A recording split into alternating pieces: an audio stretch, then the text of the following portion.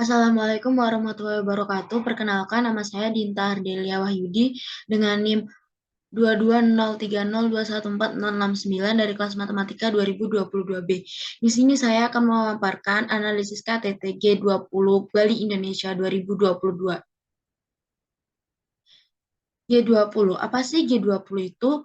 G20 atau biasa disebut G20 adalah forum kerjasama multilateral yang terdiri dari 19 negara utama dan Uni Eropa.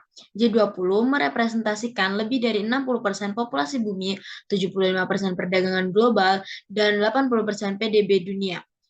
G20 dibentuk pada tahun 1999 atas inisiasi anggota G7. G20 merangkul negara maju dan berkembang untuk bersama-sama mengatasi krisis, utamanya yang melanda Asia, Rusia, dan Amerika Latin. Tujuan G20 adalah mewujudkan pertumbuhan global yang kuat, berkelanjutan, seimbang, dan inklusif. Anggota G20 terdiri dari Afrika Selatan, Amerika Serikat, Arab Saudi, Argentina, Australia, Brasil, India, Indonesia, Inggris, Italia, Jepang, Jerman, Kanada, Meksiko, Republik Korea, Rusia, Prancis, Cina, Turki, dan yang terakhir adalah Uni Eropa. KTT G20 Bali 2022. Apa sih KTT itu? KTT itu konferensi tingkat tinggi. Konferensi tingkat tinggi G20 di Bali adalah pertemuan ke-17 kelompok 20 atau disingkat G20.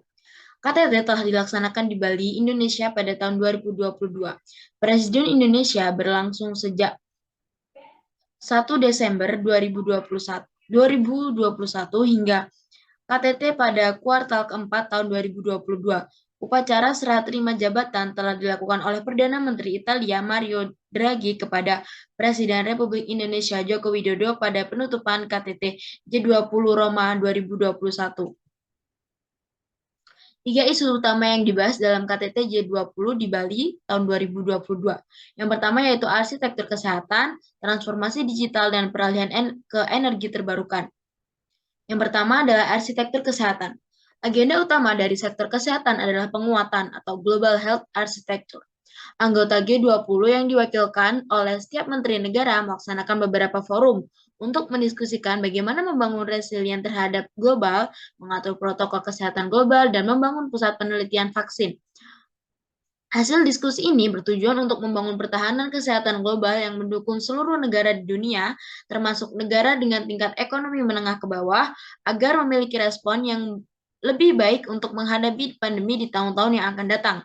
Tujuan ini didasarkan pada pandemi COVID-19 yang menyebabkan krisis ekonomi yang sekaligus membuktikan ketidaksetaraan negara-negara di dunia dalam penanganan pandemi. Sejauh ini, G20 menyetujui untuk melakukan penggalangan dana yang dikenal dengan Financial Intermediary Fund atau yang biasa dikenal dengan Pandemic Fund. Menurut data dari pemerintah Indonesia, dana yang berhasil dikumpulkan senilai 1,4 billion US dollar yang masih sangat jauh dengan tujuan yaitu 31 billion US dollar per tahunnya. Anggota G20 setuju untuk mendonasikan data tersebut ke negara dengan PDB kecil yang digunakan dalam pengembangan pusat vaksin dan penelitian penyakit daerah.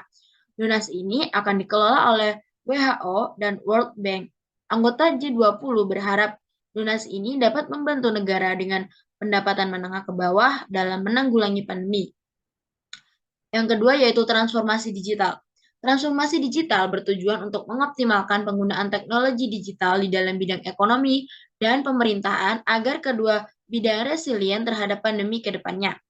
Digitalisasi dianggap sebagai kunci di dalam pengembangan ekonomi yang inklusif karena dapat melibatkan berbagai perusahaan, perempuan, dan startup menengah hingga kecil dalam kolaborasi untuk menangani krisis global.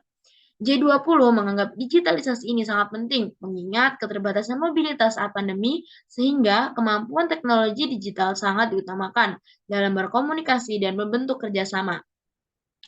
Dalam isu transformasi digital, terhadap beberapa isu utama yang dibahas, yaitu literasi, improvisasi kemampuan teknologi digital, dan improvisasi koneksi secara digital.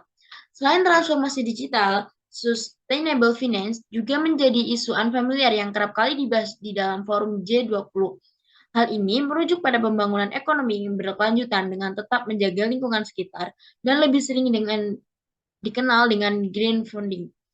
Hal ini berdasarkan pada hubungan linear antara ekonomi dan krisis iklim yang terjadi. Isu ini sudah didiskusikan oleh anggota G20 dan stakeholders-nya sejak Maret 2022. Yang terakhir yaitu peralihan ke energi terbarukan. Peralihan ke energi tak terbarukan seperti minyak bumi dan batu bara ke energi yang terbarukan seperti energi matahari, angin, dan air. Hal ini sesuai dengan naiknya tuntutan global terhadap penggunaan energi terbarukan. Maka, pergantian ke teknologi terbarukan harus mendapat perhatian khusus di semua bidang dalam seluruh lapisan masyarakat. Isu lainnya yang dibahas dalam forum ini adalah net zero atau biasa disebut dengan karbon neutral, yaitu keadaan di mana jumlah karbon yang dikeluarkan sama dengan karbon yang diserap oleh bumi. Sekian dari saya, apabila ada kesalahan kata, mohon maaf. Wassalamualaikum warahmatullahi wabarakatuh.